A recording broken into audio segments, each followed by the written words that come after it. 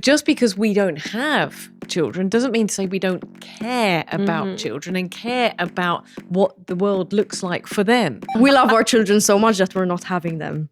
Because I for one would never do that to my child. Like, mommy, homeworks, uniform. I don't even count with my own self, food and taking care of myself. Nowadays, it doesn't take a village to raise a child, unfortunately, and we're seeing the repercussions of that. Who's gonna take care of you? And what are you gonna do when you get old? A thick layer of oil. So it's,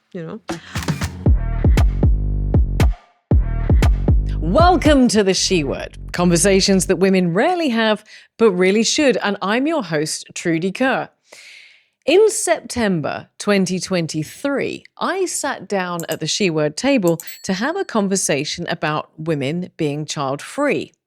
I knew this was an important discussion, but I'm going to be honest, I had no idea how important it was. That show has been watched by tens of thousands of women around the world, with hundreds and hundreds of comments. And over a year and a half later, the show is still being watched and commented on. This conversation is particularly relevant here in Malta, as Malta's fertility rate stands at the lowest in the European Union at just 1.08. And I can't help thinking to myself that some incentives to encourage child birth rates around the world seem to reflect the horrors of A Handmaid's Tale, rather than addressing the issues that really lie behind a woman's choice not to have children. Of course, this matter has been a prominent topic for discussion for many years, as a country's birth rate being so low ultimately has a real risk of adverse social and economic consequences. But having a child is not a small undertaking. Beyond the physical, mental, and social implications of committing to having children, there's also the impact on a career.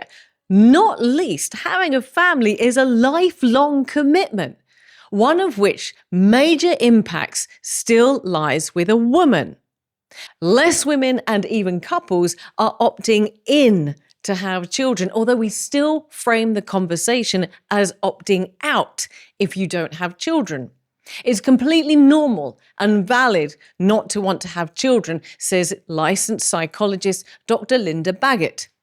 I think current generations are feeling more empowered to be open about acting on this preface, whereas in past generations, people may have been more likely to have children anyway, due to social expectations, economic, labour factors, and religious beliefs. It's a myth that everyone, especially women, want to have children, she says. Ladies and possibly gentlemen, this is not a topic that is going to go away. Choosing a child-free life is a growing trend. But should we feel guilty if we don't want to have children? Does the future of the planet rest on our shoulders? Should we be judged if we choose not to have children? And for goodness sake, whatever the reason, by choice or not, whose business is it anyway? I am so thrilled to be joined at the table by three women who have a lot to say on this topic. Sarah Magri is a dancer, an RAD qualified ballet teacher, and has a passion for performing arts. Here as the youngest woman at the table, 26 years old. Victoria Chan, originally from Panama, a business owner here in Malta who's making a living from an extremely successful sip and paint business, also a fellow runner like me, and second time on this show, representing the 30s age group. Vivienne Bajada is one of the founders of the Blooming Bunch, sustainable designs led by nature's seasons, workshops, weddings and events, entrepreneur, an animal lover, and also 36-year-old, which means I'm the old timer at the table. So we have quite a wide spectrum of generations right here to talk about this topic. Ladies, thank you so much for being here to talk about this topic of being child-free, guilt-free, and judgment-free. Have I missed anything out? Tell me about yourselves. I want to know a little bit more. Vic, you've been on the show before, so just fill in the gaps about you. You're a very familiar face. Oh, thank you. Well, I am a mom of Sip and Paint Malta. Ah, there you A go. doggy too. I'm an architect by profession. I stopped being an architect to be full-timer in my business. And I have been in Malta for 8 years now. So Wow. I normally will say some Maltese words like mela and so on nowadays. Like Okay, it you just can comes out throw a automatically. mela or two in there. Mela. But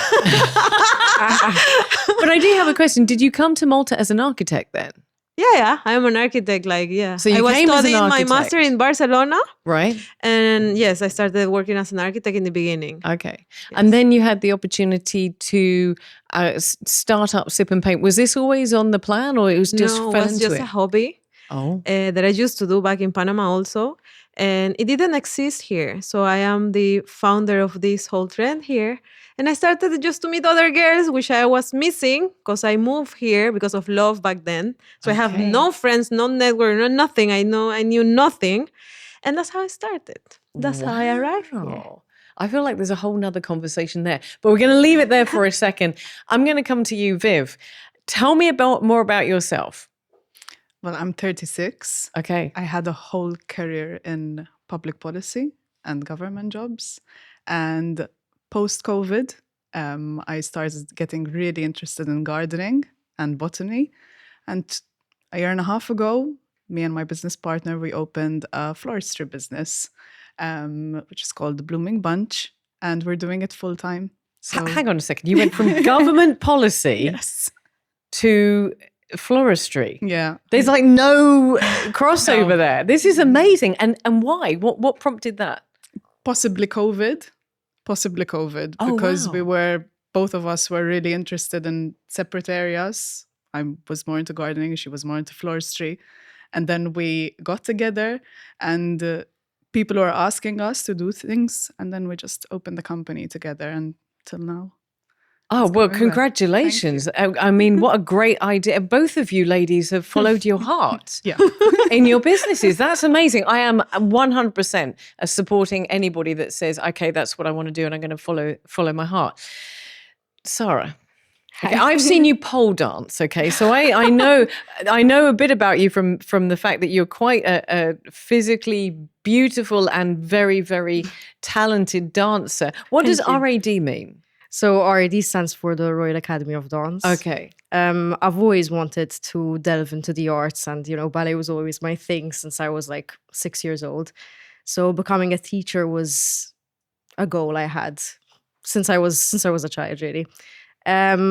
Of course, I'm an accountant by profession, so my full-time... What?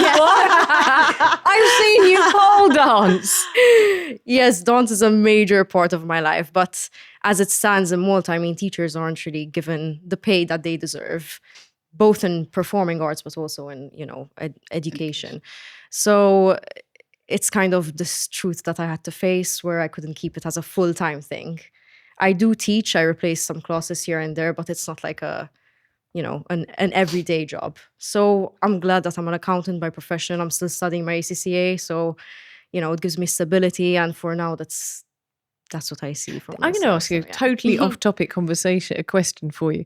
But can you see yourself doing what these ladies have done and following your heart and coming back to doing dance full time? I'm not gonna lie, I'm pretty inspired right now by I you know, two. isn't it amazing? Yes, because you've started off how I probably started off with the full-time job, like normal career, and then you've like kind of delved into something which ended up being your passion. So that is something I see myself doing. I mean, eventually, who's to say that I can't open my own studio or have my own, Sarah's ballet one to watch. students. Yeah. And that is just so cool that you've been inspired by these ladies. Now, I'm going to sort of jump in now to the topic because we all at the table are child-free, right? Yes. Okay.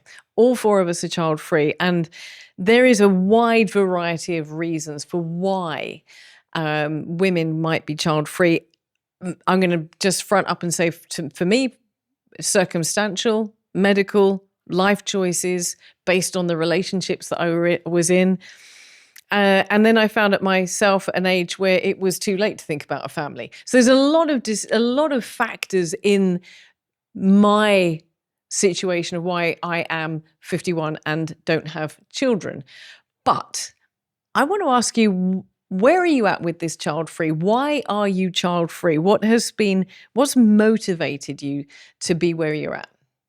I feel like it's very circumstantial. At the moment for myself, I'm still young. I'm recently in a relationship. I'm currently madly in love. I see a future with this man, and some might say it's too early to kind of decide that you don't want children, but I felt it from the very first relationship I've ever had, and I've been, forced to kind of feel like I have to have children because every guy you're with, I mean, okay, not every guy, but most guys make you feel like you have to have children.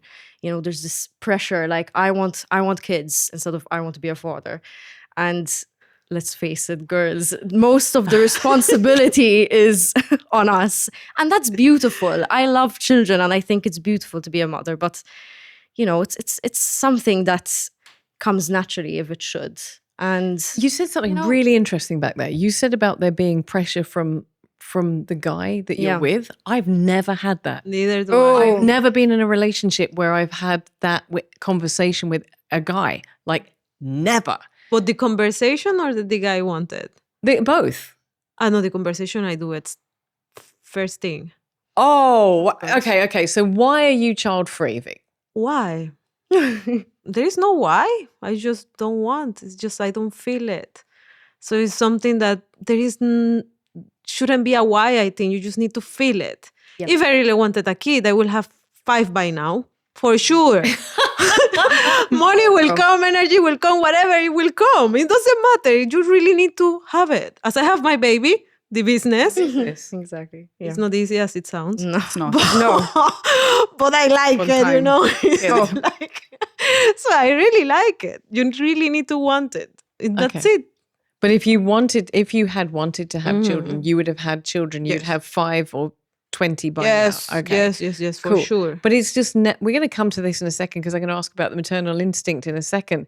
But that's your basis. You just never opted in. No, because I think my nature is I'm very passionate about everything. If I feel it, I do it. If I don't feel it, I just don't even try it. So I don't have even tried it. I have been very careful, and thank you, mommy. My mom have been like, my mom, thanks the Lord. And she have always been the one telling me, say from the beginning, you don't want kids, don't make people waste their time, period.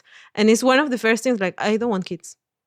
Like, until today, I don't know tomorrow. Like, I might change, I still have few years. But until today, no. Okay. So I have never feel it. Viv? For me, I think it's a roundabout way of not having children, in the sense, rather than partners or things like that, it's more of a societal pressure to have children. It's more political pressure and religious pressure to have children. And I was raised, apart from my mother, of course, by my 4 aunts as well, who are all child-free. One of them now isn't, but they were all child-free. So I grew up in an environment, in a community of people where it was normal to not have children because you still cared about other children. You still mothered without actually birthing children. Right. And I see a pattern in what they did and what I'm doing and what I do in my day-to-day life. My friends joke that I mother them a lot. And I mean, it's funny, but I don't look at the term child-free and think, because it's solely biological, you birth children. But what does it even mean? I mean, we all know that children nowadays, and not just nowadays, it takes a village to raise a child.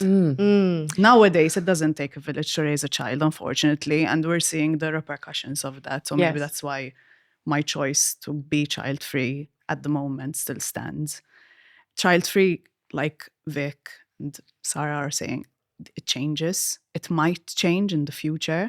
I might not have a biological child. I might eventually, even when I'm older, I might adopt. I might foster children. Who knows? But At the moment, my decision about my body is that I don't want to birth children. Take care and enjoy good health. Browns, empowering wellness by providing convenient and innovative health services.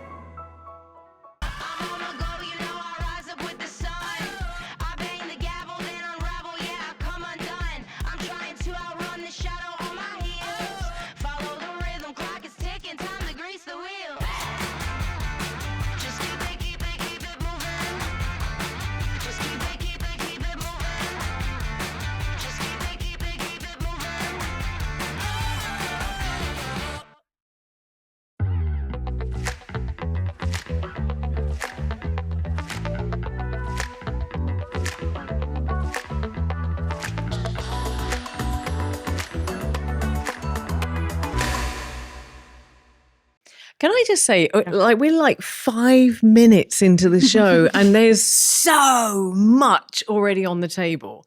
But I'm wow, I'm really blown away. But I am going to start off by saying, look, I asked an AI to respond to why women choose not to have children. And the response was, women are increasingly choosing not to have children due to a combination of social, economic, and personal factors. And this is something that you've all touched on. These include career aspirations, your baby, your career, financial concerns, which is a very real thing, a desire for personal freedom, a shift in societal expectations about motherhood, concerns about the future, including climate change and political instability, also play a role in some women's decisions. But I found something really odd about this, and I'm just going to put this on the table first of all, because it excluded any conversation about the role of potential father as part of the conversation. And we had a conversation beforehand, and we were talking about the fact that I view it as you opt in to have a family. We have not chosen not to have this is the status. You aren't born with children. You are born as a woman, and then you choose to have children. And just as you said, I never found myself in a relationship that was one that I would ever want to have children with that partner. And I knew that. I fundamentally knew inside that if I was going to have a child, it was going to be all on me. And it was going to be do you think that do we emphasize that enough? Do we think about that enough? Do we think about the fact that, because you just mentioned about this whole about society is not the same as it used to be. Women have careers, women have their businesses and their babies and so on. But also it's like I read this recently in a book that we are the only being which is able to opt to be or not. We don't born as other animals with the instinct of I have to. They don't even have the choice. They do it. We do have a choice. So yes, it comes the social part that you have to get married, you have to have a kid, you have to do this, X and Y. And obviously, culturally speaking, I'm from Latin America. It's a must to do it at certain age, because the train is leaving, like, hurry up. So family, friends, partners, culture, everyone around you is pushing you that way.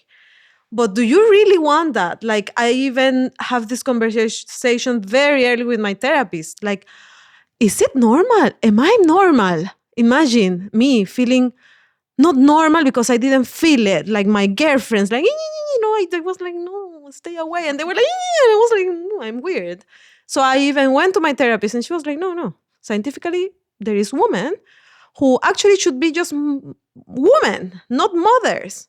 So it's like, then choose what you love. That's it. I see the same. But you said something right there, Vic. You said that we are the only species that get to opt in or opt out.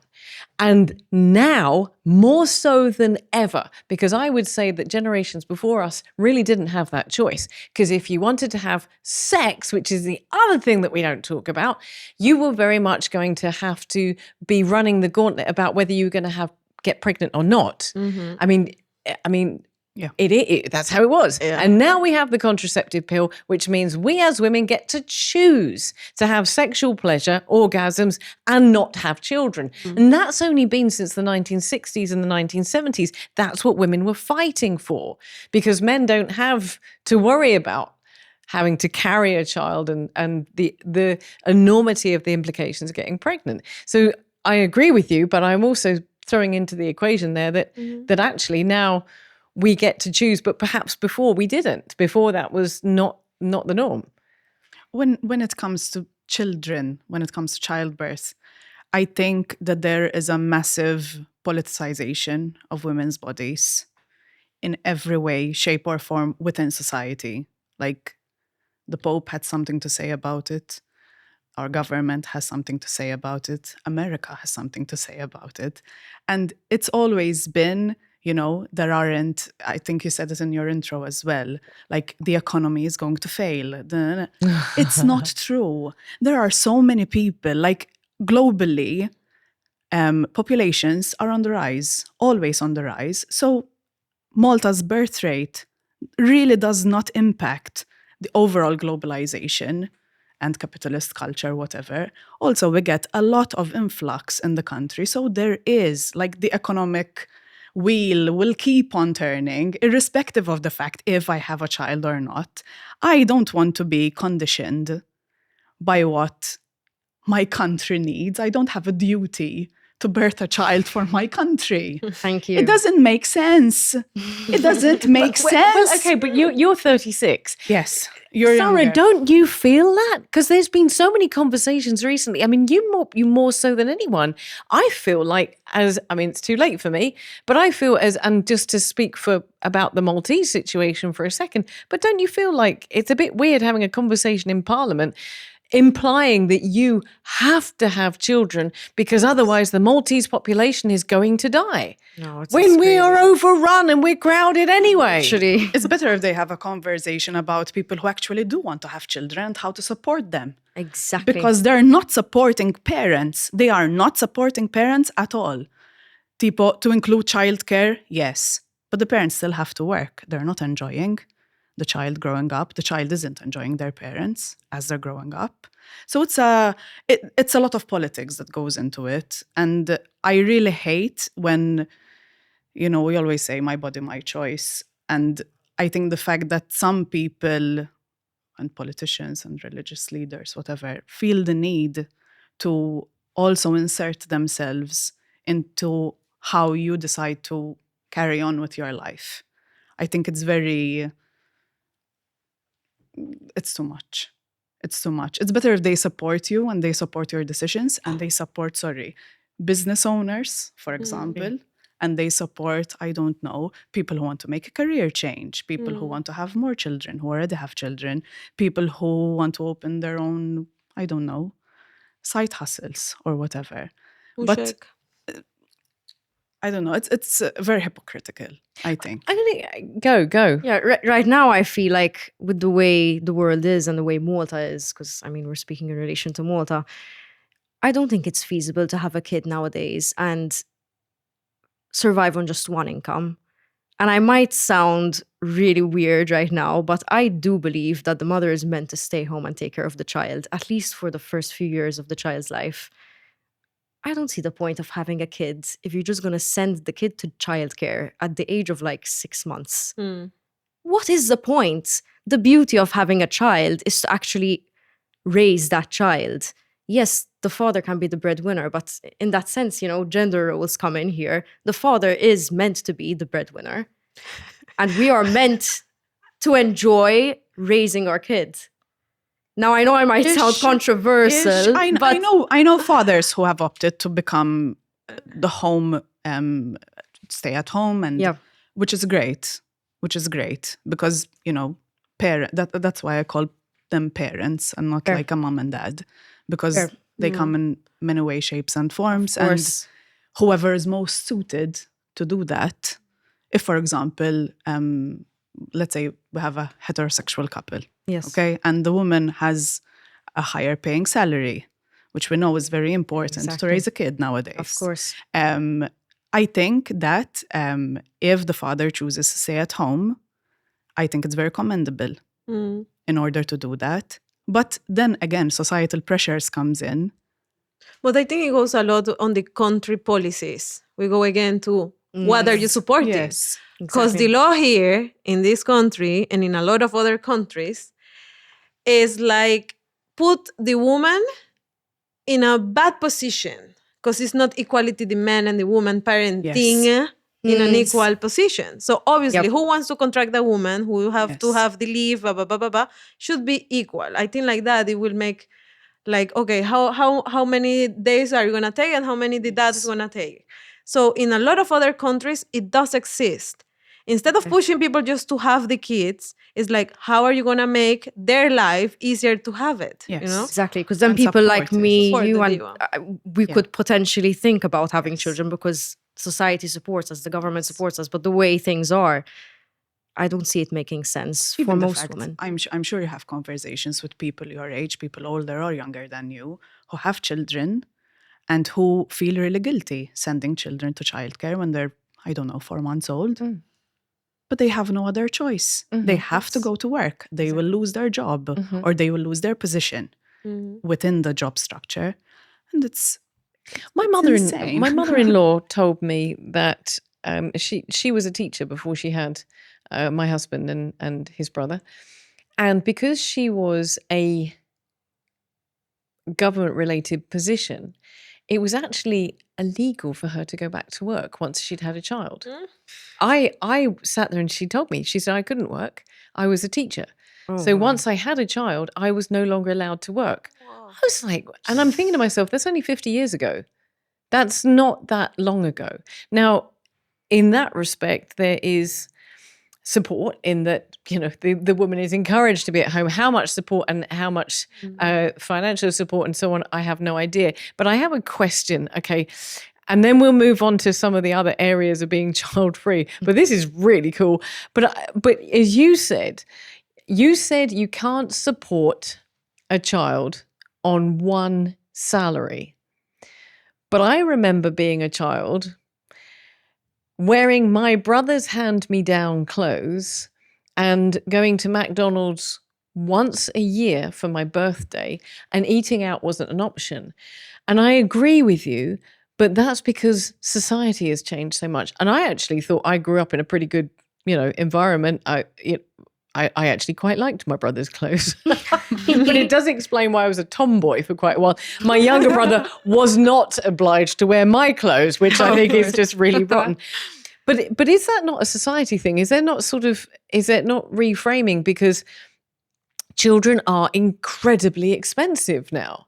Of course. And I speak for myself when I say this, but I'm sure it applies to all of us. I mean, if I had to have a child, to a certain extent, I want to be able to give that child everything, a good education, good clothes, good food, healthy food. It comes at an expense. So yes, I believe with the way things are, if you take the average Joe, average Jane, they have a kid on minimum wage, you can't survive. Now, I know not everyone is living on a minimum wage, but if you had to see the statistics, it's not feasible to live on a wage of like 880 euro every month and have a child and support yourself, pay the rent or pay your mortgage. But there are some extraordinary women, and shout out to them. Some Shout out to the extraordinary women, single mums who really do pull everything for their kids. And I think that's the thing, is that I have paramount respect and how do they do it? We understand how tough it is. And I think I've always, when I've had a conversation about being child-free, I think there's an understanding that, as we're explaining at the table, that we haven't opted in because we just have an appreciation of how incredibly difficult it is. It's even hard for if you have a partner, let alone if you're doing it by yourself. For sure. It's extremely hard because, we see our friends mostly struggling with something like that. So let alone having I think being a mom is a superpower. Yes. That I didn't born with. So let me You can never say that. You can never say that. Today. I might develop it, but wow, it's like, wow. When I see a mom, I'm like, it's called mom strength. Like, it's something else. It's a skill that I have to admit, I don't have it. Well, you just led me right into my next question, because I did want to ask, have you ever had a maternal instinct? Because I wouldn't say that I had the desire to be a mum, because circumstantially, I think there was a lot of my circumstance that just said, no, no, no, no, no, no, no. I knew that was not a tangible situation. But I think as I got older, I kind of went, oh, maybe that would have been great. Maybe I would have liked to experience that. But I think, I don't know that that's a maternal instinct. I think that's sort of, it's more the what if. I think what you might have been feeling was like, what if, or like, right. I would never know. But speaking on my behalf, like I do have the maternal instinct. I love children. I really do. I just don't want to have the responsibility of having a child. But I mean, I babysit as a side job, and I love all the kids that I babysit. I mean, it is natural. Is that a maternal instinct? Because I love kids as well, but Vic is... I don't. I love your face. You're like, no, bitch, I don't want kids. I don't hate them, but if you put me a dog and a kid, I will totally ignore the kid. Like, hi. That's what my mom there. usually tells me. She tells me the level of patience that you show animals is not guaranteed to humans or children. Because, I don't know, like animals don't have boys. Well, sometimes they do have a voice, but animals are like, they don't rationalize things. And when you have a child sometimes and you explain things and you see them like regaining consciousness. Yes, and you see them actively choosing to ignore you, to scream at you, and to throw a tantrum. No, my dog does that as well. Yes, my dog does that as well. But I don't know, it's what Vic was saying. It's a taste. I've never really thought about like having a maternal instinct or not. I think, what is a maternal instinct in a way? It's like you caring for things. A nurturing behavior. Yes, it's being that's deep in your femininity, I But believe. I do it with everything, even with my plants. Nurturing, exactly. That's a big one. But I would say that a maternal instinct, because I think that we can all have nurturing and mothering instincts. Fair enough. Because you said you have Yes. you have a mothering instinct towards your business, you want to nurture it and so on. And my but dog. I go back to and your dog. I go back to what Karen Schranz said in one of the very first shows we ever did. She knew from when she was 6 or 7 years old that she wanted to be a mum. She wanted to experience carrying a child in her, and that's what she wanted. I mean, quite frankly, and again, it goes back to appreciating mothers, the whole idea of another human being living inside me, is that just a bit weird? That's the least of the problem. I just imagine I the don't rest believe of that. my life thinking about someone else.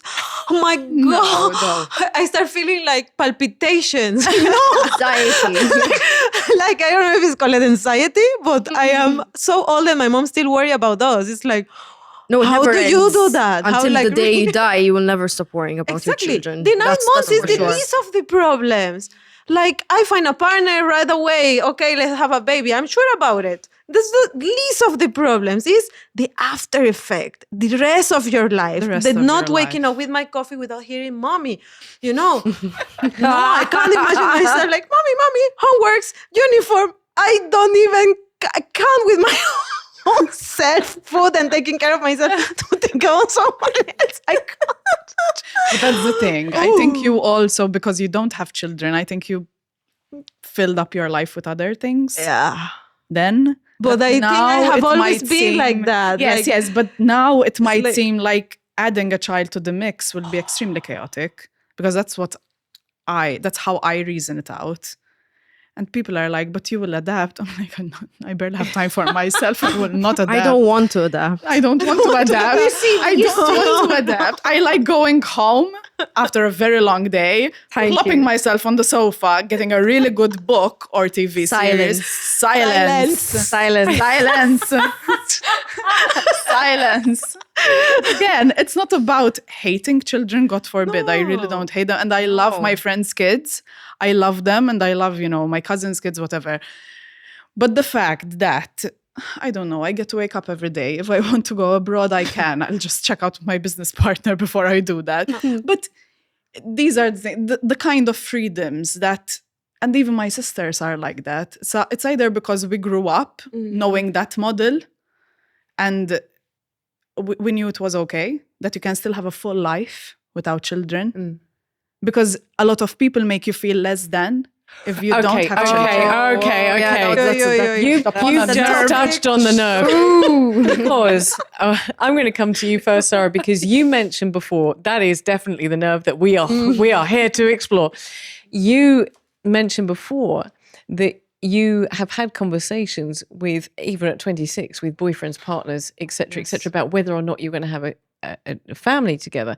I mean, Vicky and I just were like, what? I've never had that. I've never had that conversation. But when you turn around and you say, actually, that's not what I want, do you get called selfish? Do you get called, do people understand you? Do you get called self-centered? And I mean, being called selfish has happened more than once in my life, especially since I've been on a self-love journey since, 5 years ago. But these conversations I've had even just with guy friends, and the moment you get into this topic, they're all like, oh, I want kids, but do you want to be a father? Are you ready for that role in your life? And I don't know, I mean, the past relationships I've had, I've never been vocal, because I was very naive. I didn't gain all the experience I have now. But funny enough, the first date I had with Daniel, my partner, we literally both said that we don't want kids on the first date. oh, wow. And it was the first time I said it, because I was at a point where I was like so done with men. I'm like, you know what? I'm going on this date, just to enjoy it. And then it just turned out to be an amazing relationship. And it was literally discussed on the first date. And the moment I heard him say that he doesn't want kids, I was like, you're like, that's it, I'm having him, I'm not letting him go, and he is mine. For the first time, I actually felt comfortable saying it out loud. But before, in my past relationship, I never felt comfortable to say it out loud. I would actually lie and say, yes, kids in the future. But the voice in your head, your gut, your intuition is like, no.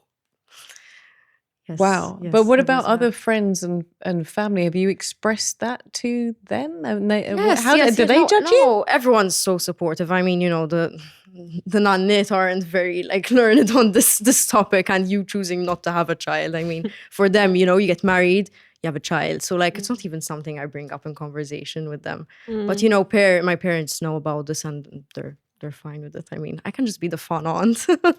My sister has a kid. I love him to bits, my nephew. But, I can experience that maternal instinct with him, and obviously with the kids I babysit and any of my friends' children. So but then if you don't mind me saying, you're 26. So at this point, it kind of isn't a conversation that you necessarily have to have, because quite frankly, I mean, in all ages, it's none of anybody's business. But because you're 26, it's not something that maybe until this show comes out that people knew about you and your partner. But I'm going to say that I'm the same age as you. Yeah.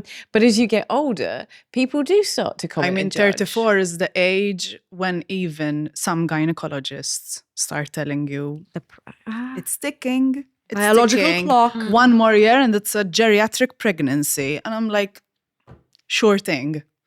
But well, in Malta, I asked to the, how do you say, sterilization? Yeah. No, and she told God me, forbid. no, you have to wait until 40 because you can change your mind. And I was A guy can get a vasectomy. And talking about that, in Panama, you need to have 23 years old plus 2 kids. Oh. And if the doctor is a bit cuckoo, you need even a psychological test to see if you're right, so they can do it. But men can have it since 18 without know anything else.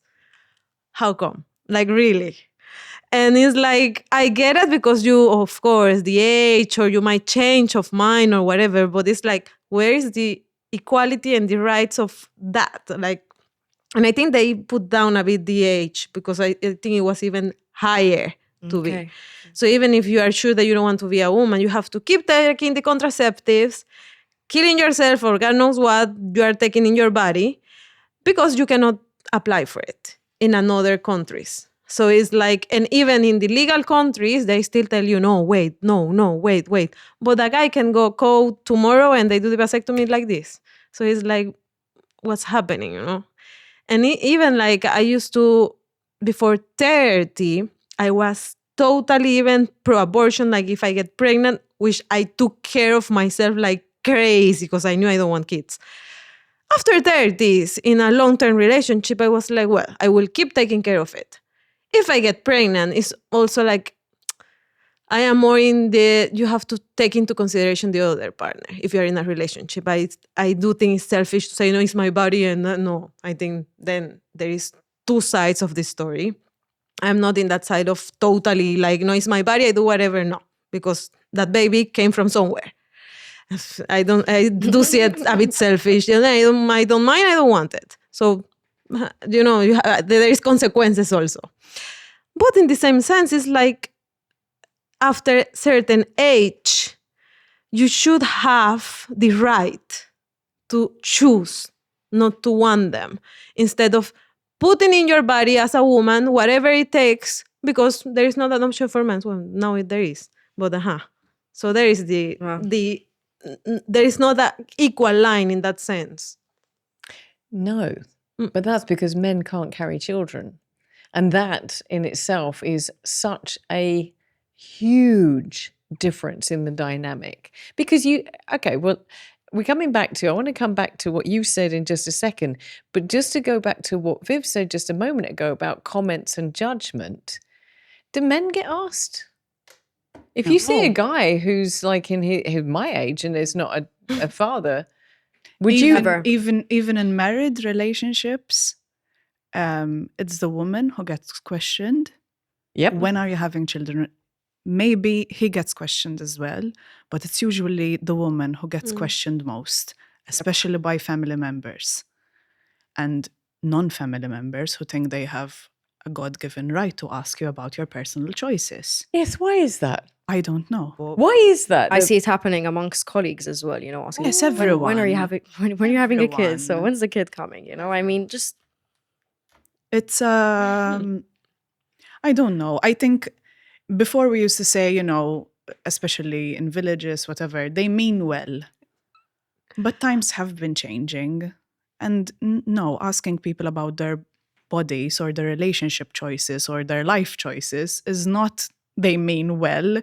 Just don't butt in. It's downright nosy. Yes. It's like, yes, it is. we don't come and ask people, why do you have kids? It is. Exactly. It is. Why do you think you are good enough to be Yes. a mother and a father and have a I don't What qualifications you have exactly to make you a good parent, oh, don't get me started on that one. Yes, but you know what? Like everyone has a right to opt in or out Yes. of having children. So I think Can that, I correct you yeah. there? Sorry. Can I just say, because we had this Yeah, conversation, yes. and I'm going to keep bumming back to it. We're making out that we've opted out. Mm-hmm. I believe that we didn't opt in. to having children. I think yeah. Like that that narrative, you yeah. are not born, you're born with the ability to have children, but your neutral state is not that you are pregnant or have children. Your neutral state is that you are as you are. Right. Imagine. Yeah. But exactly. And so you choose to have a family. Yes. And you choose to have children. And I think it's an incredibly beautiful thing to make that choice. But I think it shouldn't be assumed that It's automatic. we opted out. No. We just haven't changed and opted in. I just really want to emphasize that Yes, yes, yes. dialogue. Yes. No, I like that. Yeah. Yeah, and Makes a lot of it's sense. totally like that. Like, and every time that I have speak it lightly on my social media or in a group of socials outside of my small group, which they respect a lot, it's like, but you don't know what you're losing. You know how you're gonna change. This is a blessing. And I was like, look, Sorry, but look, it's true. it's like, I don't mind. I'm super happy that you have 10 kids if you want. Like, I could be the best godmother if you want. I just don't want. Respect it and be happy for me. Why can't you be happy for me that I don't want to have kids? Like, I don't get it. And have you ever received like a commentary about, but you're such an educated person. You Oh, dress you'd make a great nicely, mum. You'd make a great mum. Oh, this You're missing out. Yeah. And And then I yes, and think, then and you are missing out Yeah, to wake up with the coffee without hearing mommy. Because guess But what? they really try and put you on a guilt trip. Like they that's true. really try and guilt trip you really bad. But it's the same thing. Like I you cannot have be the you. qualities to be a mother, and you're choosing not to be. Ew. So you're choosing not to, put a child out there in the world with some good qualities. And they're also human beings. I cannot condition them. But a thought came to me when you were saying that. And the assumption is from society that just because you're born with a womb, you would be a good mum. And that then to me is really undermining the qualities that make a good mum. Or if you don't have, destructive abilities. Like if you're not a destructive person, if you're naturally nurturing and, educated and sane. I guess. Yeah. They're like, you have all the qualities. So why aren't you having children? Like you're disrespecting or not fulfilling your duty to society Back to that. produce a non-problematic child. Like, Oh. but children are not robots. Exactly. Like, there is no guarantee that if I have a child, they won't be problematic. I think the will more probably- Ansi, the more education you have, the more you should know the consequences of having a kid. Yes. It's like no one have Yes. taught me about my studies in that. That no. Yeah. What it comes is like you are losing this or that. Like, oh, but when you become a mom, and it goes again back and forward. Like, but you cannot feel what I feel because I am a single woman, which are with my own business, which you don't have. So. How you want me to be you and you want me to be, it's like, no, just respect. It's easy. I don't want to go to be a mom to experience it. You don't want to be me neither. So Exactly. why It's we a are not constant happy? comparison. Yeah. Empathy, I think. It's I think it all empathy. boils down to empathy. Ew. Like, Exactly. I empathize and sympathize with parents, but I also expect them to empathize and sympathize with me when I say, I am tired today. I don't need a child to be tired. Yep. I've had a long day, irrespective of whatever is happening in my life. Like, I am tired, I need to rest. Because sometimes they're like, and if you have Imagine children, if you had imagine if you children. had children. And I'm like, how is this relevant to the conversation? Exactly. Why? I didn't bring that up. How is it relevant to the conversation? Like, Okay, good can- for you. Can I ask you then, and this is also to you as well, Sarah, do you not ever, I want to try and navigate what I'm about to say quite carefully. Do you not ever feel like you are a lesser person and you have an easy ride? Do you ever get made, are you ever made to feel like you are a lesser person with an easier ride in life because you are not a parent? Yes. In other words, people saying to you, well, you should, have kids and then see how hard it is. Freaking hate it when completely someone says that. invalidating. Yes. Right. And honestly, the moment I get a comment like that, the first thing that pops into my head to say back to them is, wasn't it your choice to have kids? Yes.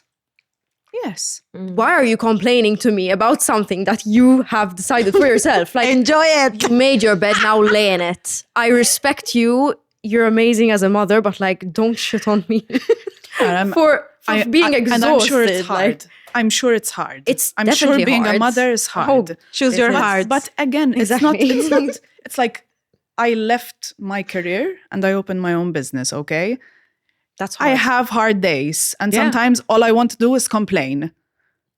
Sometimes all I want to do is complain. It's the same thing. It doesn't mean I don't love my business any less. But, it's the same thing, I think, with having a child. You have bad days. You want to complain. But you cannot compare, like, things. And this is what I really hate about society in general. People, instead of focusing on themselves and their self-growth and whatever, and their families and whatever, they're always thinking about other people. I'm like, I think you have enough. If you look in the mirror, I think you have enough to worry about. Just go home, go on the sofa, get a book, watch some TV, and calm down. Let's don't go to the classic one. And who's gonna take care of you? And what are you gonna do when you get old? And it's just one that is already like I don't even bother to answer anymore. It's like, for real, be creative. Tell me something else. Like, I am bored of answering the same question already. Like, Does it worry you? Me? Yes. Less of the problems, no. Like having a kid, it doesn't assure you that you will be with someone beside you at all. Can I just say that? I'm just going to point this out.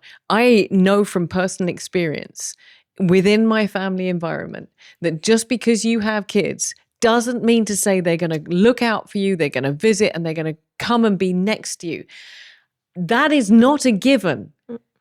And I think we at this table are being mindful and respectful of the fact that and I'm going to reiterate this, that we have paramount respect for parents, for mums, for dads.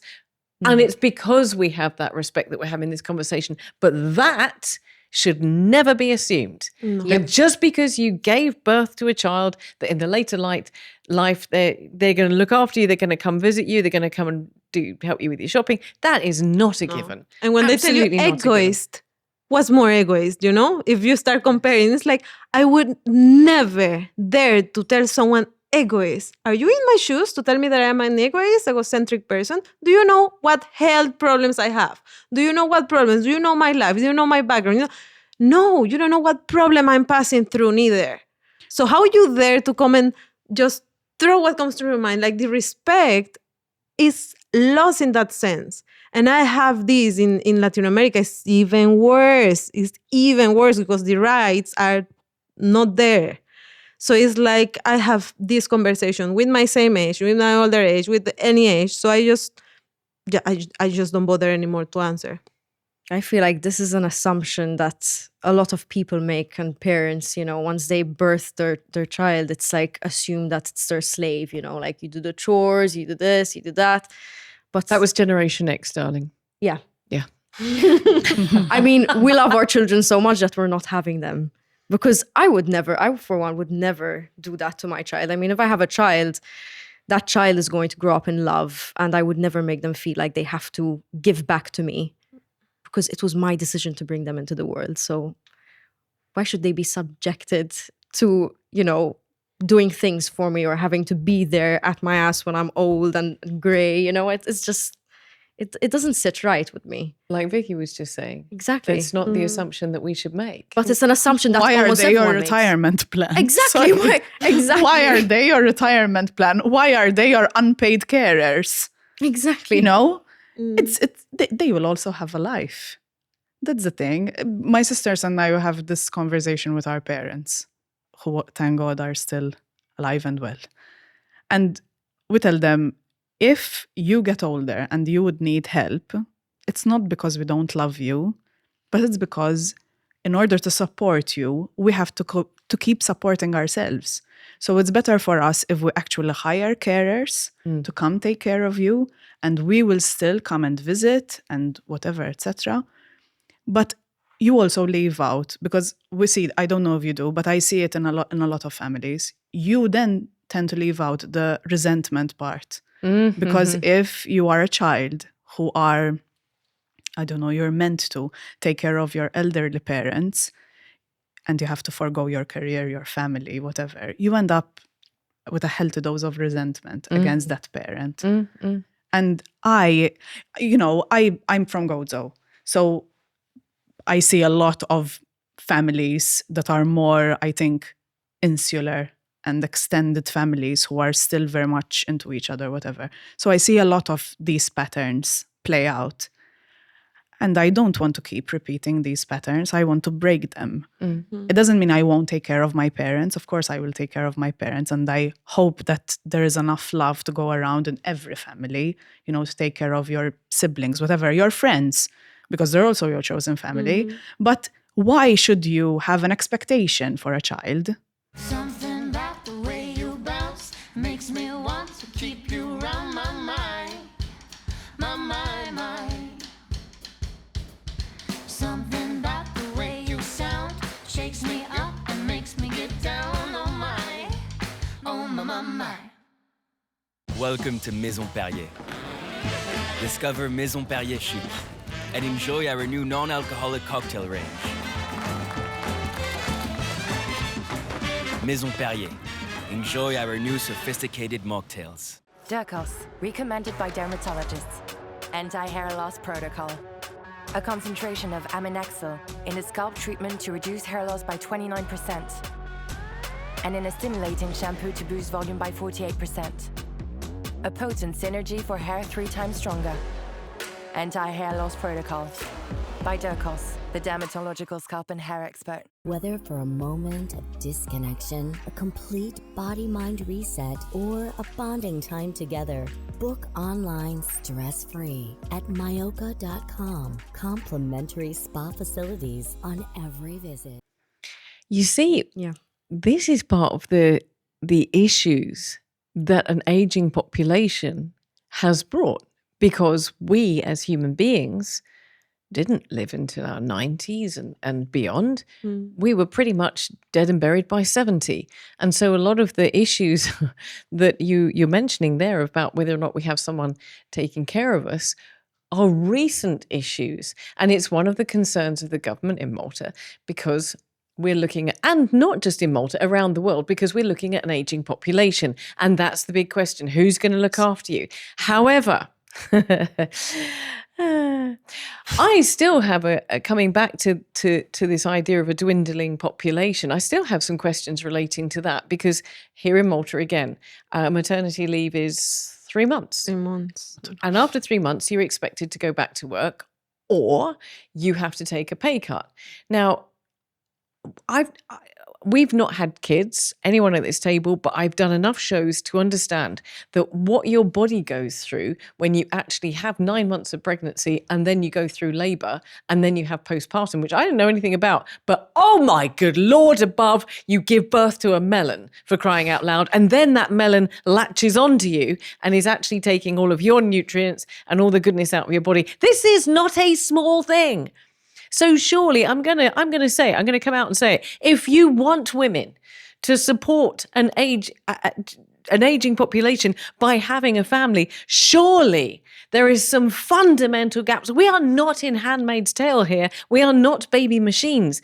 There should be support beyond 3 months. Postpartum can last up to 18 months.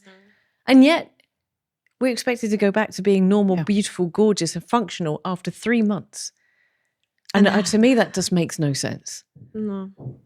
Nothing. It's like what I said in the beginning. Yeah. It's we are expected to have children. It's our duty to the country to have children.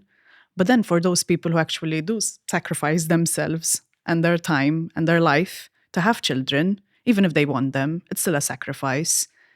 They're not supported in any way, shape or form. In any way. Even if, I don't know, I used to work in the government, okay? So they have maternity leave and they have telework that is offered to mothers. But if you have telework, when you go home, you're either taking care of the child or you're working.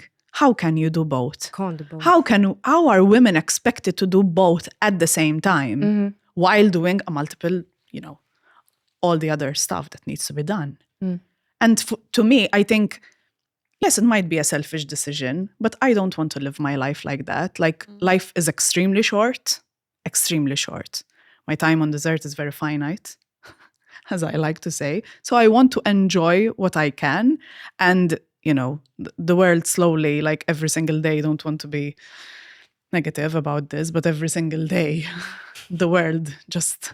I have a question, actually, thinking about it. Digs a new hole to be buried in. So I don't want to bring people. It arrived, like this. the first time it arrived a payslip to me here in Malta that says maternity, whatever you have to pay. Maternity fund contribution. Those men have to pay it? Yeah. Every employer has to employee, employ it. So men and women equally. Yes. Okay, because I was like, just me, I'm paying this. No.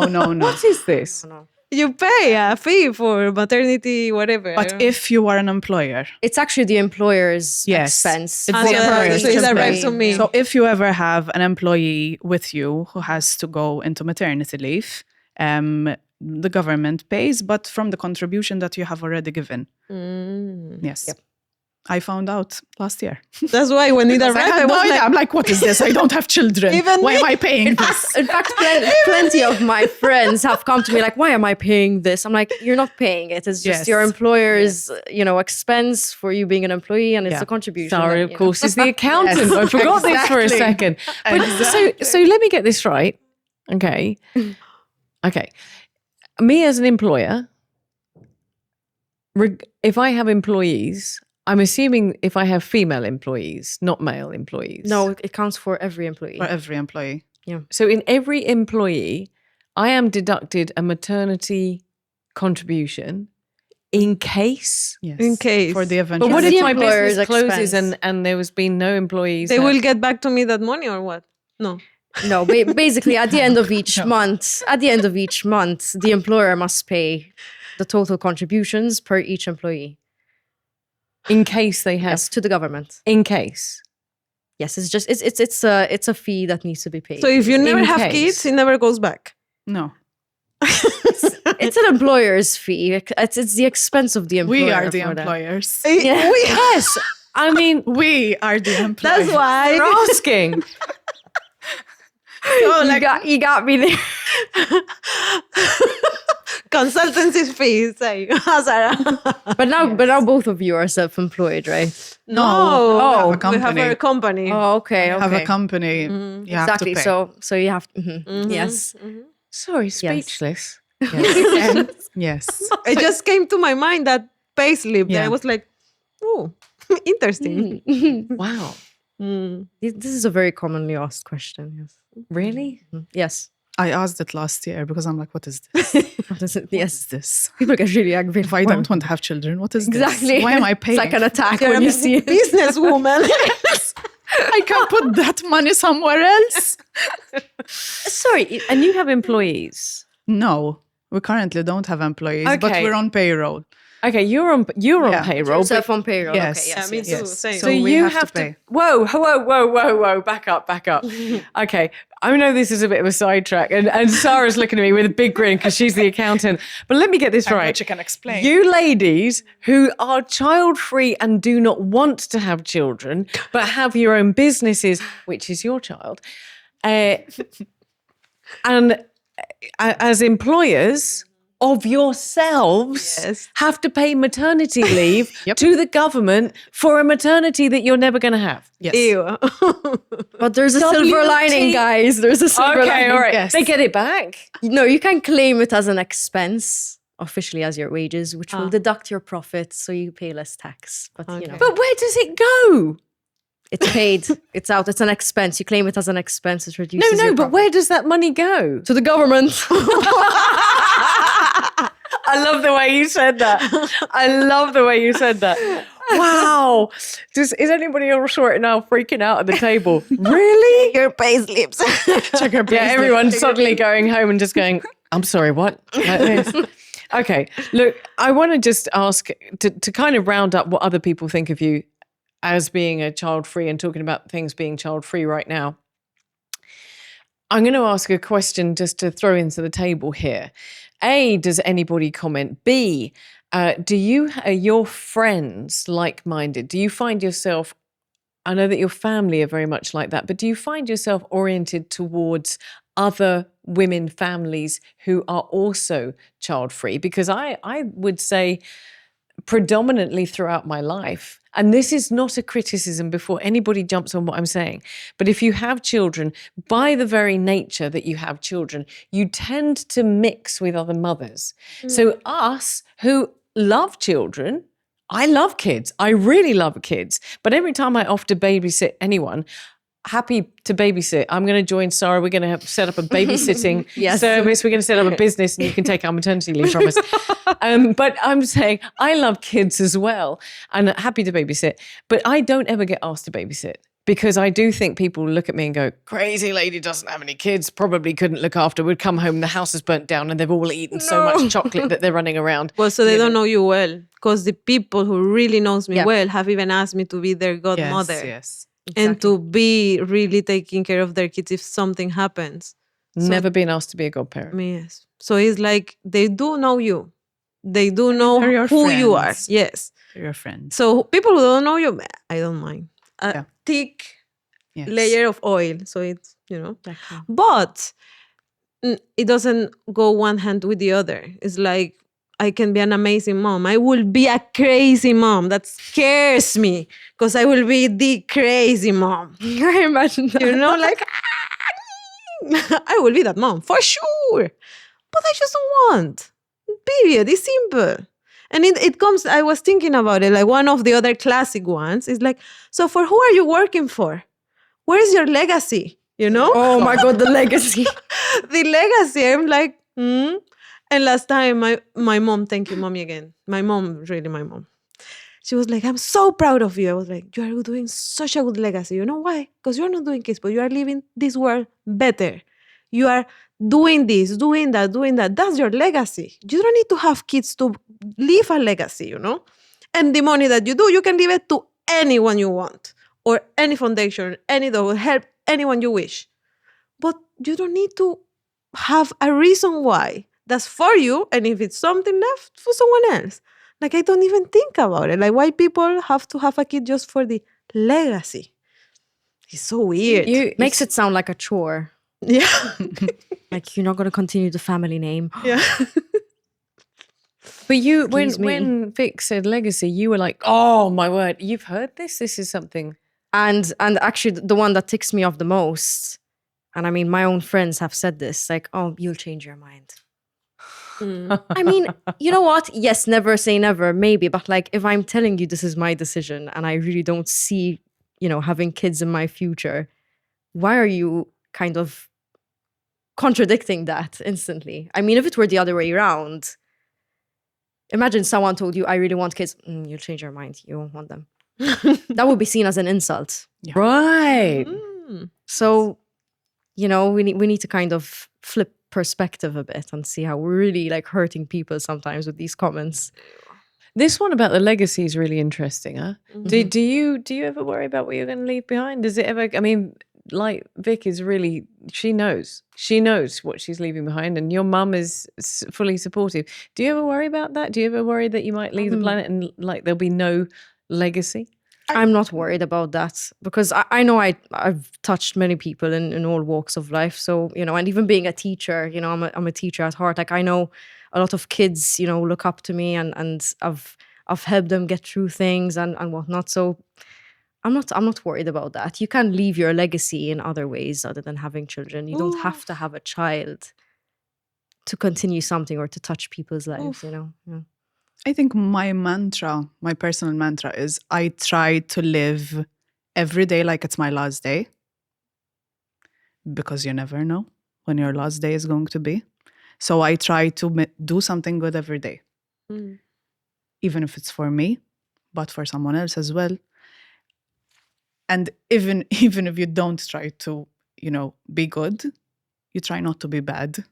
Because I think that's the most important thing. I think the legacy, people always equate legacy with money, with property, with, I don't know, titles, whatever, career. For me, a legacy is when someone dies and they say they were a good person. Like, they didn't hurt people, they didn't have people fighting with them. And I think that is very important. And the fact that, I mean, this is a bigger conversation, obviously, but it ties along with children as well. Because, you have a life that you would like to live. Try and live it as peacefully with yourself as you can. If it makes you peaceful that you want a child, you want to bring a child into this world and whatever, go for it. Try not to complain too much because it was your choice. If you don't want to bring a child into this world, don't bring a child into this world. Really, no one is making you. And if they're making you, leave. Leave. Like, protect your peace at all costs. It's really interesting that you're talking about this legacy and you're talking about what you contribute to the people around you. I had the privilege very recently of being in the Philippines, and somebody at the conference came up. And they, in fairness, they had been to Malta, and they said, you're Trudy Kerr from the show She Word, aren't you? And I was like, wow, okay, this is an interesting one. It's happened to me on Stansted Runway and other strange places, but I said, yes, I am. And they cited a show, and they said that made a huge difference. That show was the call for me to make the change. And that, I know that these conversations have long-lasting impact on people because they tell me all the time. And that's not me, it's what we're doing here. We're having an open conversation. And again, I think I know this wouldn't exist if I had taken a different path, if I had chosen to go off and have a family, and if I had stayed with any of the partners that I had been with at the time, I definitely wouldn't be doing this. And I think that is a very interesting thought from each of you, is that just because we don't choose to have a family, just because we haven't opted in, doesn't mean to say that our lives are any less impactful. You know, I've said it before. I have a thing about going around and saying to women, other women, wow, that dress looks good on you. Or those nails look really nice. Where did you get your nails done? Or noticing details about women, because we know that uplifts other women. There are occasions where I look like the crazy lady walking up to complete strangers and saying, I absolutely think you look amazing. And that's my thing that I really enjoy. But we have the opportunity to make a difference without having to have had a family. And I think it's a valuable point that you guys threw into the table. I want to come back to something that you said, Sarah, because you talked about teaching, you've talked about babysitting, you've talked about being involved with kids, you've talked, Vic, about being a godmother and so on, and having people who appreciate you and the relationship you have with children. And I'm sure we'll touch on that with you in a second, Vivienne. But how is it that you can be so passionate about the kids that you teach and the kids that you babysit for, but you're still saying, that's not for me? Where is the difference? Where is the line? Because I think for a lot of people, they'll be sitting there thinking to this show, but she loves kids. You'll change your mind. In fact, I get that comment a lot, I think, because of what I do and how I speak about kids. But honestly, I think it just boils down to responsibility. Like, I don't want to have a responsibility of having a child. I know I would be a great mom, but I just don't see it in my future. And I love that I, work with kids and I have babysitting as a side job, so I still get to enjoy that maternal instinct and that nurturing feeling that I get from that. But you get to give them back. Isn't that it? You get to give them back. Exactly. And you know that I am thinking about being and what leaving behind. Like, once I was separating, I am obsessed separating the garbage. Why should I care? And the cleaning lady, she was like, Vic, why are you doing that? And I was like, I just stopped for a moment and I told her, for your daughter and all the other ones, even though I won't have one. Yes. Because I care about what I am living as a human being, me, Victoria Shan. It doesn't mean that I won't have kids, but that's my legacy. And I do it with love. Yes. Because I want to leave something good behind me. If it's not kids, it's not kids. But I have to be a good human being. Like, smile, be kind. It doesn't take anything from you. Do the garbage, people. Thank you. And pick garbage up if you see it on the street and don't drop it. Because, this comes to me. I'm always, when I'm out running, I always pick up rubbish. And exactly that same conversation, somebody said to me the other day, why do you do it? And I said, because of all the people, the young people and the children that are coming behind me, even though I don't have them. So just because we don't have children doesn't mean to say we don't care about children and care about what the world looks like for them. I think that's the assumption, that women who decide... It means that we're selfish. Yeah, we're like right, demonized. exactly. Selfish. Yes. Exactly, and that's not the case. And I think it traps people. To be honest, I think it traps people the wrong way, especially if a woman takes a decision on her body. It really bugs people. Why?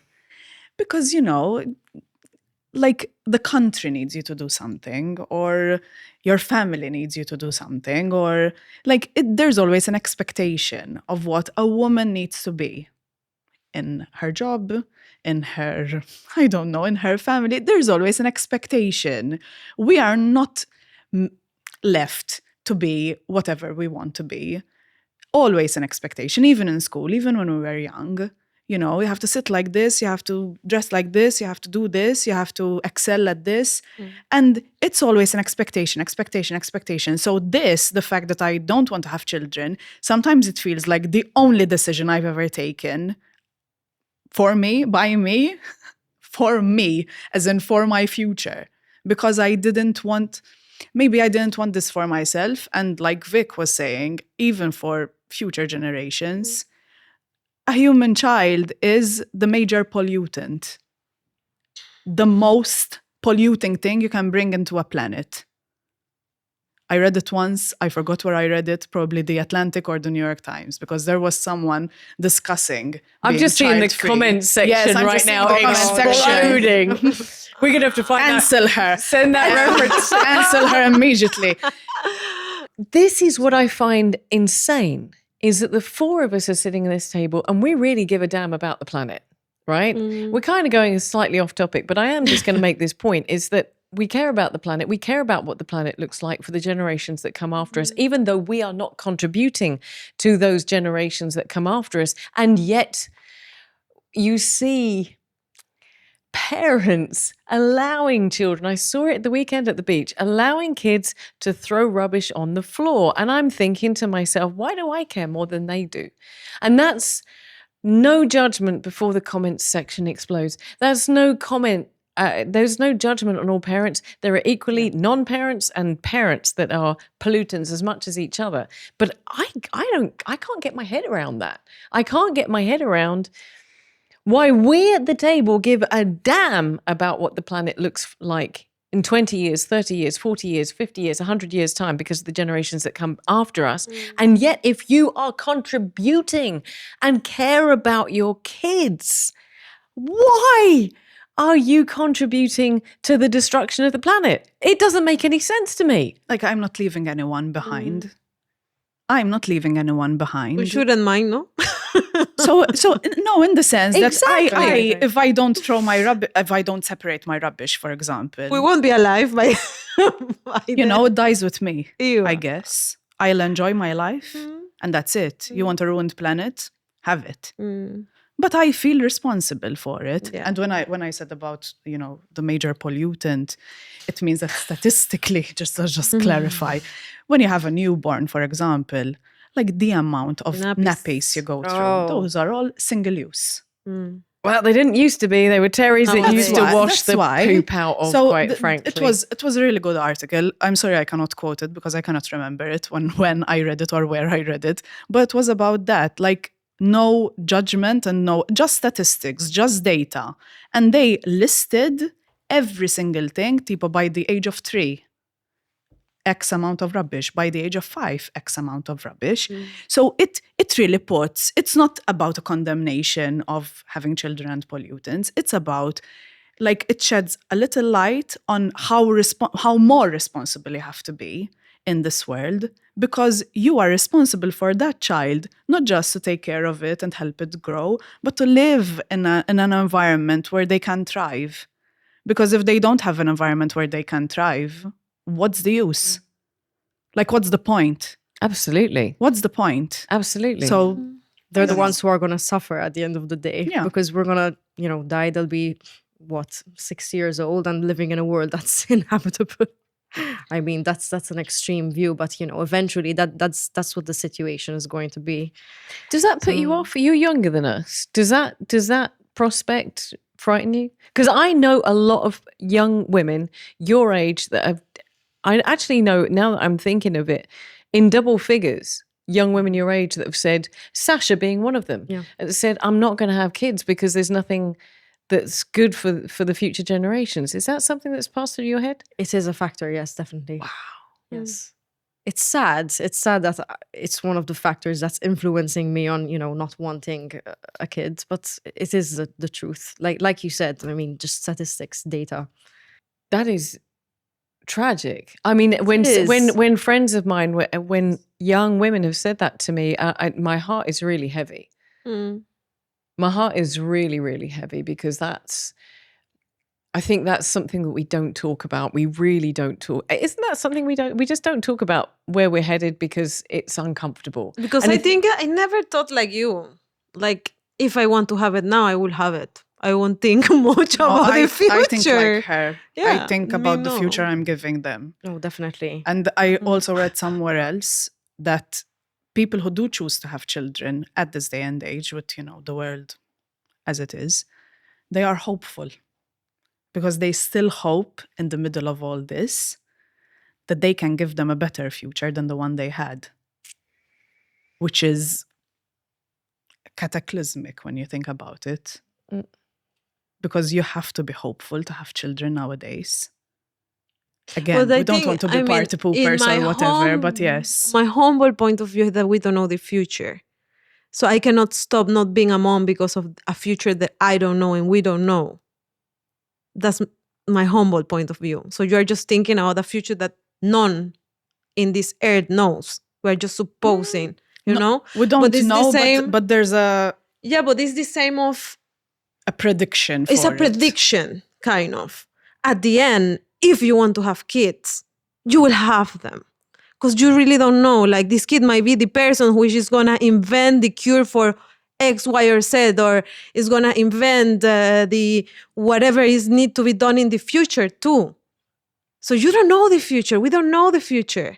But at the end, do you want to be a mom or not? You know? Or a parent? Because we don't know. You could have an amazing kid, which is going to be... You should have it, actually, because you don't know what's going to come in the future. But what type of mom are you going to be? Or yes or no, period. In my point of view, is that I just don't want it. But if I want it, I will do my best to live it. Good luck. I love you. I will be here. I hope the best for you, hopefully. But I will try my best if it comes. Because it might be the hope in the future.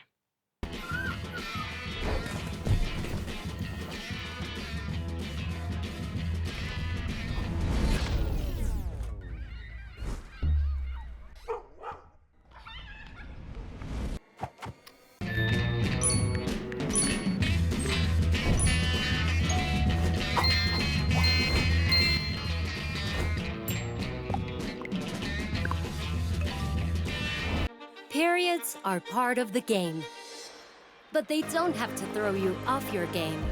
Try new Always Platinum for up to 100% leak protection, faster absorption, dry feel, and it's more cushiony, so you can focus on your game. It's a new period, always.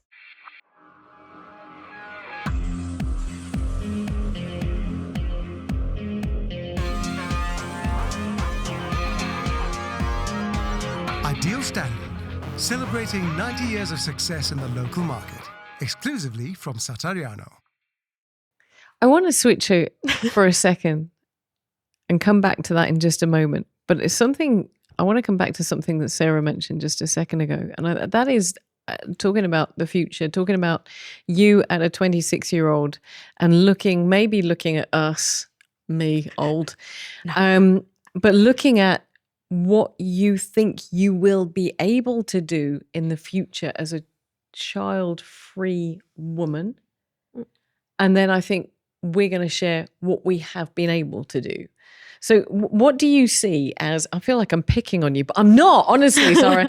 But what do you see in your future? Because you even mentioned, about maybe you training to be an accountant, you are an accountant, and then maybe you'll go to switch back to concentrating on dance and your pole dancing and hopefully not flying off a 5-story balcony. But I was going to be perpetually in my mind. Go and follow Sarah on socials to find out what I'm talking about. But what can you see in your future that you will be able to do, and the future of you and your partner, with whom you said yourself, deeply in love. What do you think you guys will be able to do in the future that you would not be able to do if you had a family? I mean, there are a lot of things one can do when they're, child-free, because you have the gift of time. It's something that parents struggle with, unfortunately. Even just having one child is very time-consuming. But I think, besides obviously the full-time job as an accountant, which helps people ultimately make good decisions based on their companies. I mean, being a teacher does give me kind of the platform and the space to influence and inspire young minds, So I feel like that's a tool I could eventually use more, and just help people grow. Because, ballet and dance isn't just about, knowing technique and being perfect or whatnot. It's about being free and letting yourself go to the arts, and just. I love that. I'm going to ask you guys, what do you think that you have been able to do? I'll kick off by saying there's no way that I could have moved country twice and set up and started all over again if I had had a family in tow, for sure. I definitely would not have been able to travel as much as I've been able to do, and I'm very, very blessed in that. And on that point, probably not have been able to pursue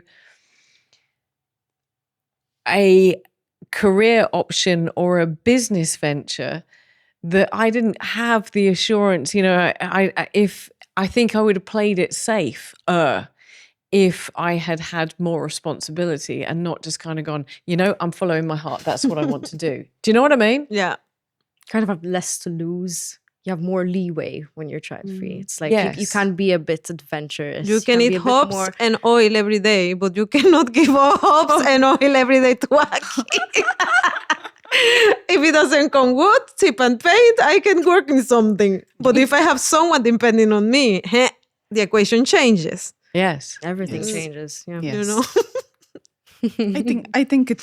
I don't know. I don't like looking back. In the sense, I know that if I made a decision to have children when I was younger, maybe my life right now would be so much different. It wouldn't mean that it wouldn't be as full as it is now. It would just be different. But then again, now in hindsight, I know that I would have never taken the plunge to start a business at 35, to change careers, switch careers really drastically at 35, and dedicating my whole life to this, especially in the first few years, which are the most crucial to start off a business. And I think those things are not just not celebrated enough, but I feel that child-free people, especially women, they're not given the same courtesy in life as mothers are, or they're not celebrated the same way as mothers are. Well, I'm going to ask you something because I'm going to throw onto the table, this is getting really, really gritty and quite controversial, but I'm quite sure you must have had somebody, a mum, say to you at some point, you're so lucky because. And we talk about the fact that we're judged. But then I have had it, you're so lucky because you are able to do this. And you're so lucky because you're able to do that, which suggests that there is a value to having chosen to be child-free. No, but the grass is always greener on the other side. Let me tell you, until now, the older I get, the more women comes to me to tell you don't have kids. Yes. Directly to me. Like, Vic, don't have them. Really? For what? And I'm like shocked, really shocked. In the last 5 years, even more clearly, because I think they see me now decided. So they're like, don't have them. And I'm like, whoa. Like, an older woman. And these are older women. These are women that have had kids or not had kids? Yes, moms. And dads. Don't have them. Oh, wow. Yeah, a lot. So it's quite shocking because it's like, I'm right. You grew up with a lot of child-free influences around. I mean, did you get that? Do you get people telling you don't have kids? No. But do you get people saying to you, you're so lucky because you can have a business because you wouldn't be able to? I wouldn't be able to do that. I've got kids. I get a mix. I get these same aunts that now tell me, who's going to take care of you when you grow up? And I'm like, who's taking care of you? We're your nieces. We're taking care of you. You have a family. You have a community. You don't need... You don't. I don't know. Can I just say this is really quite funny because we're actually recording this show and there is a child screaming outside. I've got to say, I'm just sitting there going, "Wow!" I kept waiting for Trudy to tell me. Let's pause for a bit. Let's pause for. At that point, I'm just like, let the shouting. That's why we're doing this show. Someone take that child away. But yeah, I think that I don't know. I think you get comments. I think people change in life and throughout life, and maybe circumstances for them change, which changes their mentality as well. So, for example, if you're feeling somewhat vulnerable or lonely in your older life, you're like, oh my God, why didn't I have children? But again, like you said, it's not a guarantee for it's not. companionship. It's not a guarantee for caring. It's not a guarantee for anything, which is why throughout your life, you have to make really, really wise choices about the people you surround yourself with, about your family and your chosen family, who are your friends. And if you choose to have a partner, choose wisely. If you choose to have children, choose wisely. Like, we are at an age, thank God, that we have choices and we have opportunities. My mother keeps repeating this to me, and she has been in discussions with other people at the grocery store, and they're like, why are your children single? Why don't have children? So yes. And my mom is like, you know what? They have careers. They have financial freedom. If they want to go for a month to Antarctica, like my sister did, she just went. She up and left. Doesn't mean she doesn't have responsibilities. She has a job. She has responsibilities. But it also means that she has the choice and freedom to do that. And she has the financial ability to do that. My mother and people like her didn't have that. They didn't have a choice. They had to get married. And then the next step was obviously children. But, you know, and I appreciate that someone like her leaves me or gives me a choice to then make my own decisions. I know a lot of people, I know a lot of parents, my friends' parents, who badger them every single day. When are you going to have children? When are you going to get married? Why don't you have a boyfriend? Yes. Which It's absolutely, insane. absolutely. It's insane. Which leads me on to very nicely onto our penultimate question, really, I think, because I want to touch this before we close. And that is, you mentioned your mother. I had a conversation with my mother. I went to a baby shower a good number of years ago, when I was actually probably more like your age, and I held one of the babies that was there. It was only 3 weeks old, and it was lovely. And as a non-mum, I do feel like I'm very rarely entrusted to hold children. I think people think that I might just drop them on the head or something. No, we're not in the 70s anymore. That's happened to me. So, but I was holding this baby, and this woman came over and she said to me, and I've told this story before, she said to me, oh, your baby is gorgeous. And I said, thank you very much. Yes, she is lovely, but not my baby. And she turned around and said, which one is yours? And I said, well, actually, I don't have a child.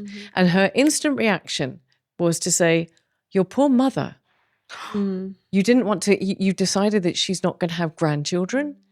And I quickly got up and I handed back the child and I went out to the car and I bawled my eyes out because I had only just found out a month before that I would not be able to have children. So in actual fact, this was not my choice, and this was unfortunately something that was a repercussion of my marriage. And I called my mum and I was in tears, and I called her and I said, Mum, I am so sorry that you are not going to have grandchildren via me. And she said, Trudy, that's not a conversation that we need to have. And I overheard her once, someone saying, well, why did Trudy decide not to have children? And she turned around, and we're not that close. We're close, but not that close. And I overheard her say it, and I've never felt the way that I felt in that moment. She turned around and she said, I don't think that's any of your business. And absolutely. Yes. And I think, isn't that a problem that everybody thinks it is fundamentally their business to ask why you don't have children? And you don't know. You don't know. And we're talking about making choices, but you guys might turn around and say, actually, you know what, I'd quite like to have children, and find out that you can't. It's no one's damn business. But even that is very, I'm saying too many thanks to my mom. I know. My mom is out of the box. My two parents, actually. But my mom, they keep asking her, because we are already 30s, the three of us, and there is no kids. Like, oh, you don't want to be a grandmother. You don't want to be a grandmother. And my mom is like, I chose to be a mom. It's not my choice to be a grandmother. Yes. Oh my word. Period. Say that again and say it powerfully and slowly, because that is incredible. It was my choice to be a mom, but it's not my choice to be a grandmother. So I don't have any right. Like, if they want to have kids, I will be super happy. Yeah. But no, none of my Respect to business. your mum. Yes. That's know? an amazing Yes. thing Yep. to say. Wow. So why Should should we you? get her on the show? Yeah, my mom. Yeah. She was Fantastic. she's amazing. But isn't that the case? Do you feel like turning around and telling? I mean, you're in a position right now because you're 26, and when we had Alex sitting here on that first show, she was the same age as you, and she's like, "It's no one's damn business." But because It you're isn't. 26, people might not be asking you right now. But do you feel like you want to just tell people to mind their own business? Honestly, I can't wait for the next person to ask me that, just so I can have the opportunity to tell them it's none of your damn business. Go, girlfriend! It's true though. And, speaking on what she just said about the grandmother, and maybe someone doesn't want to be a grandmother. I mean, ultimately, if you have a kid, your mom is going to be a grandmother and your dad is going to be a grandfather. But there's this assumption in Malta that, the grandmother is automatically the nanny. And I feel like I don't know if it's a societal thing or if it's normal in every country, but I've seen a lot of mothers just dump their children at the grandma and just, childcare is like non-existent and it's just, the grandmother is doing all the upbringing. I know it's a huge This is topic, a very but, Maltese thing. It's it is definitely not a UK thing. I think it's a very Maltese thing, yeah. It's and I very think Latin unfair. American. Ooh. Really? Oh, yeah. It's very Mediterranean. Yes. It's very Mediterranean. Mediterranean. Latin America, it happens I look always. at that like on two sides. On the one side, you have grandparents who are retired. Yeah. And who want a second chance at parenting because they didn't have time to parent their children. And we hear that from a lot of grandparents. A lot. Again, an article on the New York Times on why grandparents are now deeply offended by the fact that their children are not giving them grandchildren.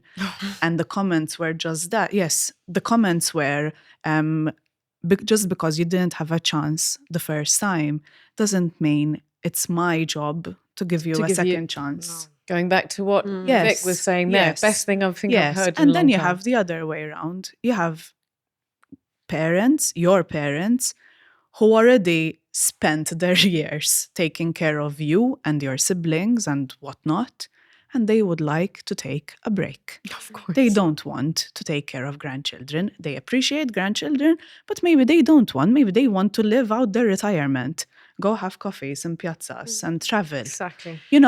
It's their choice as well because it's their life. For me, the fundamental problem is expectation in any way, shape, or form from your family, from your partner, from your friends, from society, blah, blah.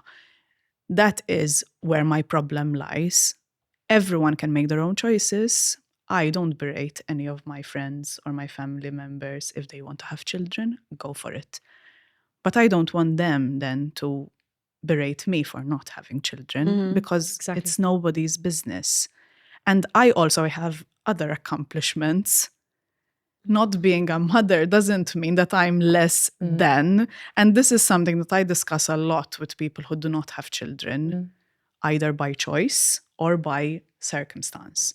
And they tell me, because, we have baby showers, because you mentioned baby showers, we have baptisms, we have birthday parties, we have the... And then for me, I opened a business, nothing. I graduated from my second master's, or I got a doctorate, or I switched careers, whatever, nothing. And people feel it. Like women feel it very deeply. Because we have other accomplishments. Being a mother, just because it's not tied to a date, to a specific date, doesn't mean like the birth of your child. It doesn't mean that you're less than. But in the same hand, I feel a deep respect for mothers. Yes. Because I think if you twist it how I see it, I think if I was a mom by now, I will even be more responsible, more pushy in my business and in my life. Because I want to be the person that they are looking. So in the same hand, I have achieved things quite relaxed. If I had a kid, I will be even more. And that's something that I see in moms. I think if I become a mom in these 3 upcoming years, I will have even more businesses because the kid will trigger you things. Tum, tum, tum, because the creativity comes. And you see it in moms. It's like, they're amazing being a mom is something unbelievable. Like, you just open another thousands of doors, it's a superpower. But I think, but Vic, I think we started off by saying that and have said that throughout the show, like- is that we have a deep and fundamental Amazing. respect. It's like, Definitely. I don't, I come back to it. Like, I don't think I have that ability. Like, and if but you see the have an ability stories. to do something else. Exactly, but if I had a That's kid, the I think it thing. will push even more. Yes, because but you hang on a find the second. Hang on. decisions, I'm like- going to play devil's advocate for a second. You have a successful business, and you said in the next 3 years, you're saying that will push you with regards to business.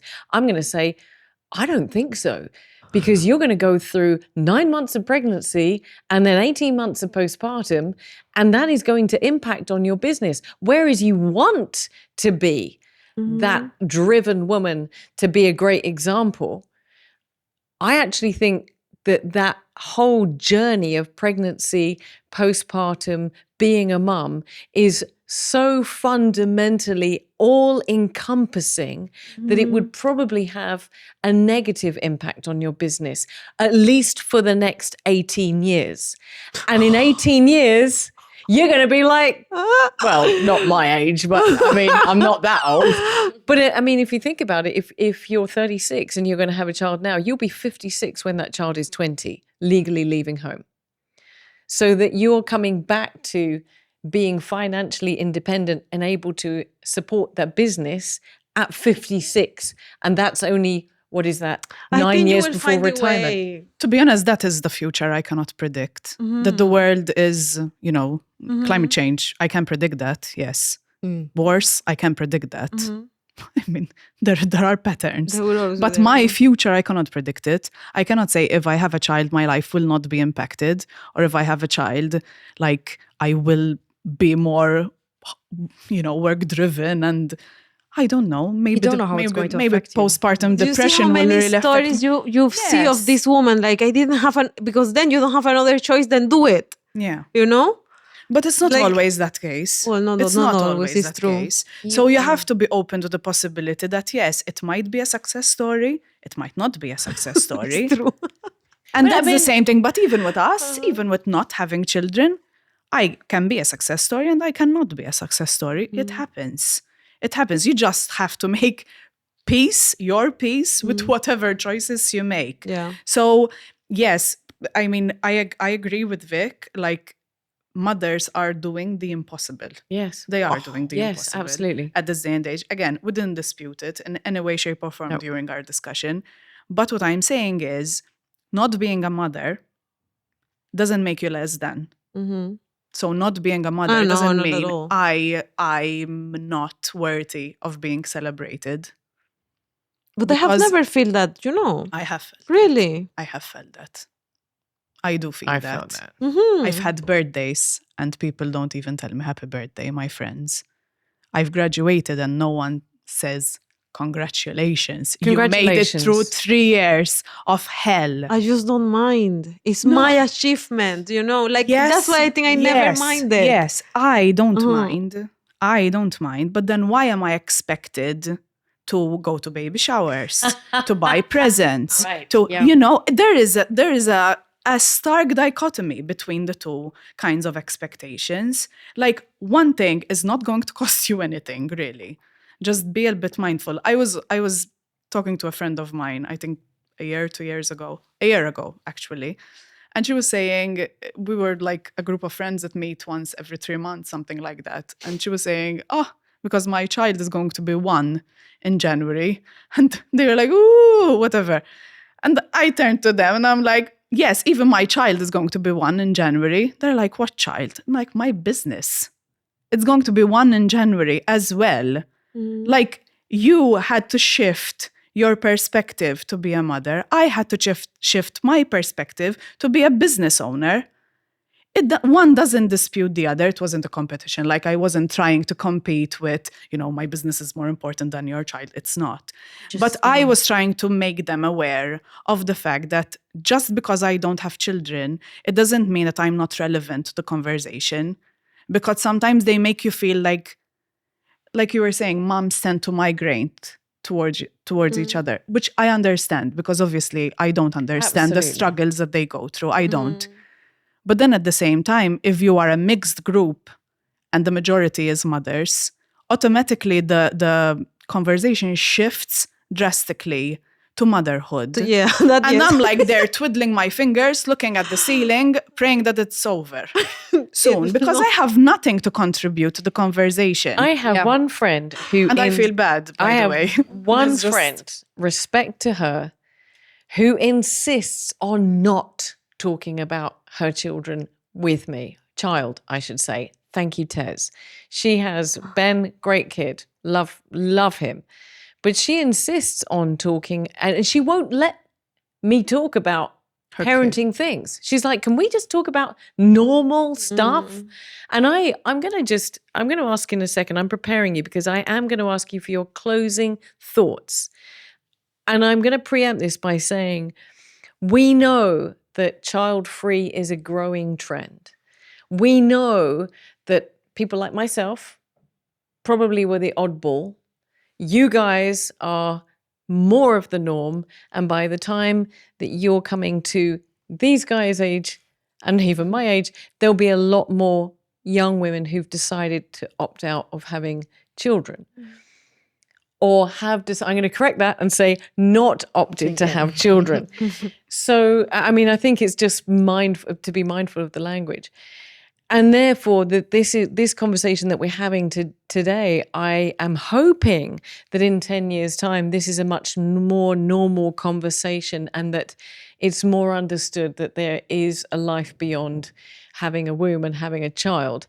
And that because we've made that choice doesn't mean to say we do not respect. Quite the opposite. So much paramount respect for motherhood and being a parent and being a father, being a family unit, is that we've said, okay, a circumstance, whatever, dictates that is not the path that we're going to choose. I'm going to ask you for closing thoughts to encourage the women of your generation and your generations in the choices that they've made and the challenges that they will face. I honestly think that you should always follow your intuition. As a woman, we're gifted. I'm gifted, and I believe all women are gifted with the gift of intuition and, like a sixth sense, like that gut feeling. And you should never feel pressured to have kids or to not have kids because your partner's saying so or because society tells you so. Do what you feel is best, and just follow your gut. And society will tell you this and they'll tell you that, but at the end of the day, you need to see what works for you. If you don't have kids, go for it. If you don't, do that as well. You're going to get a lot of bad comments and negativity, but it just comes with being, stern about your decisions. So I like that. Follow your gut. Follow your gut, because your gut will lead. Your life path can go in so many different ways. But if you make the right decisions, and when I say right, I mean just being authentic and, following that instinct, you will reach your best potential. And sometimes that involves having kids, sometimes it involves having a dog, or sometimes it involves just having nothing and just having a loving partner and living your life with them. But that's the most important thing. And, no judgment to anyone who has kids or anyone who doesn't have kids. Just women should just feel no pressure from society to do what they want them to do. Hopefully we'll get there one day. Vic, your thoughts? I'm thinking. I think women and men have to be truthful to themselves. I always go to the respect to anyone around you. It's basic. And just respect what others are, because we never know what's passing through any one of us. And enjoy life to the fullest. Your life, not anyone else. Yeah. And that will make you respect because you are in your own business. When you don't have your own business settled, then you want to mind the other one. Why should I? I don't have time for that. So mind your own business. Live your life until the best. If you want to have 10, if you don't want to have 0, if you want to have 10 dogs, whatever, be happy. If we all humans were happy human beings, this world will be amazing. So leave an amazing world behind you. I like that. That's cute.